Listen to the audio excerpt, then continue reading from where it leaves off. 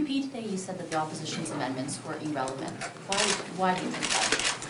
Well, I've watched this session, and I've watched what's happened, and I think that when I was Justice Minister, I was very proud of a lot of the legislation that we passed, and very often that was legislation that had been developed with stakeholders and really represented policy perspectives that advanced the agenda of the government.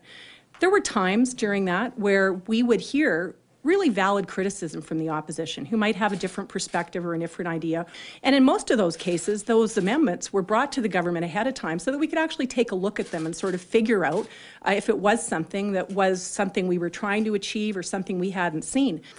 If the opposition introduces amendments that are thoughtful, considered, amendments that we think would assist with improving the legislation and give us time to take a look at those, then I think that's entirely appropriate. That's what the legislative process is.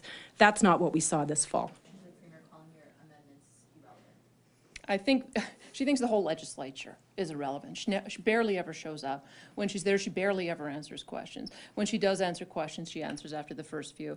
I think she should go and take a look at Hansard, because if she looked at Hansard, she would see that it's actually the Wild Rose and the other opposition parties who are carrying the debate in the legislature. Her ministers put forward the bill, and then they don't, most of the PCMLAs don't even bother to engage in debate. Many of them are playing on their iPads while we're having debate. This is, I think, a level of disrespect that we see for the legislature. It's the level of disrespect that we see for the opposition parties. So when you talk about the tone of the legislature, I think that the government has to acknowledge its own role in creating a tone in the legislature that's not healthy.